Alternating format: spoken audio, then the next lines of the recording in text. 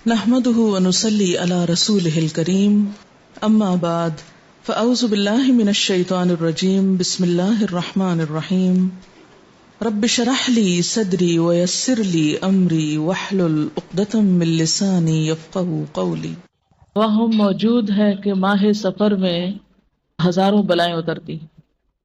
آپ نے بھی یہ بات سنی ہوئی ہوگی، اسی لیے لوگ اس مہینے میں شادی بیاہ نہیں کرتے، اسی طرح کوئی خوشی کی تقریب نہیں کرتے، اور کہتے ہیں کہ اگر سفر میں شادی ہوئی تو صفر ہو جائے گی، یعنی کامیاب نہیں ہو سکتی۔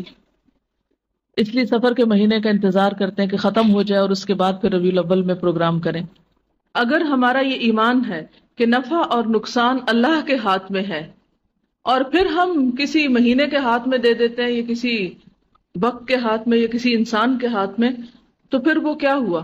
اس کو ہم نے شریک کر لیا، تو یہ ایک لحاظ سے شرک بھی بنتا ہے۔ نہ تو بذات خود کوئی مہینہ اور سال برا ہے، اور نہ کوئی دن اور نہ کوئی زمانہ، کوئی منحوس نہیں، بلکہ برائی کرنے والے خود برے ہیں۔ کل انسان الزمناہ طائرہ فی عنقہ، ہر انسان کی قسمت اس کے اپنے گلے میں لٹک رہی ہے، جو اس کے اعمال کی شکل میں اس کے سامنے آتی ہے، اس میں کسی مہینے کو کوئی دخل حاصل نہیں ہے۔ رسول اللہ صلی اللہ علیہ وسلم نے فرمایا، من رجعت الطیرۃ عن حاجتہ فقد اشرک، جو کسی چیز سے بدفعلی پکڑ کے اپنے مقصد سے لوٹ آیا اس نے شرک کیا۔ یعنی مثلا کوئی بلی دیکھ کے واپس آ گیا، اپنا کام چھوڑ دیا اس نے، تو اس نے شرک کیا، کیونکہ بلی کوئی قسمت بنا یا بگاڑ نہیں سکتی، بلی کے گزرنے سے کچھ نقصان نہیں ہوتا۔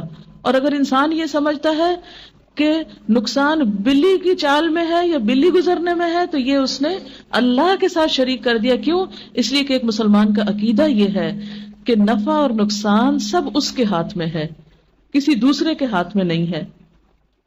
صحابہ نے پوچھا، اے اللہ کے رسول صلی اللہ علیہ وسلم، ایسا شخص پھر کیا کفارہ دے کہ اس کی توبہ قبول ہو جائے؟ کیونکہ آپ کو معلوم ہے کہ شرک سب سے بڑا گناہ ہے، اللہ تعالیٰ سارے گناہ معاف کر دیں گے مگر شرک معاف نہیں ہوگا۔ تو صحابہ نے پوچھا کہ اگر ایسا کرنا شرک ہے تو شرک سے پھر کیسے ہم جان چھڑائیں؟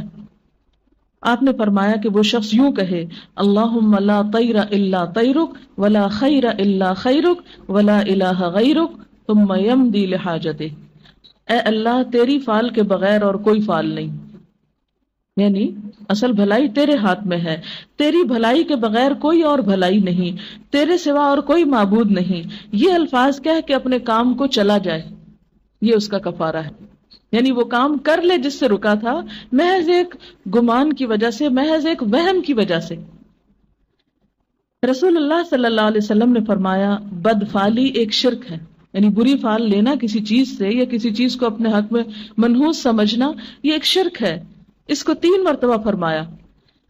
اور ابن مسعود نے فرمایا کہ ہم میں ایسا کوئی نہیں جس کو خیال نہ آتا ہو کہ ہائے یہ ہو گیا تو اب پتہ نہیں آگے کیا ہوگا، یعنی وہم تو ہر ایک کو آتا ہے، یعنی شیطان ہر ایک کو خوف دلاتا ہے۔ مثلا عام طور پہ آپ دیکھیں ہمارے ہاں کس طرح طرح کے توہمات ہیں۔ مثال کے طور پر کسی بچی کی شادی کے موقع پر اگر خدا نہ خواستہ گھر کا کوئی بزرگ فوت ہو گیا جس کی موت کا دن پہلے سے لکھا ہوا تھا، اب وہ لڑکی خاندان والوں کے لیے منحوس قرار پاتی۔ اسی طرح بہت سی ایسی چیزیں ہیں، مثلا کسی شادی پر عموماً کسی بیوہ کو یا ایسی عورت جس کے بچے مر جائیں اس کو شریک نہیں ہونے دیتے کہ یہ نعوذ باللہ منحوس ہے، اس کے آنے سے یہ جس کی شادی ہو رہی ہے اس کے اوپر بھی اثر پڑے گا۔ کسی انسان کے اندر نحوست نہیں، نحوست باہر نہیں ہوتی، نحوست اپنے اندر ہوتی ہے۔ اللہ نے اگر ہمارے حق میں کچھ لکھ رکھا ہے تو وہ کوئی اس کو ٹال نہیں سکتا، اور اگر وہ ٹال دے تو کوئی اس کو ہمارے حق میں نقصان دے کر نہیں سکتا۔ پھر اسی طرح اس کا علاج کیا ہے؟ توکل، اللہ پہ بھروسہ۔ ابن مسعود کہتے ہیں کہ خیال تو آتے ہی ہیں، کوئی چیز ٹوٹ جاتی، کچھ ہو جاتا ہے تو انسان فوراً سوچتا ہے کہ فلاں نے کیا، فلاں کی وجہ سے ہوا، فلاں میرے گھر میں آج آیا تھا، اس کا منحوس قدم پڑا تھا تو اس وجہ سے یہ میرا نقصان ہوا۔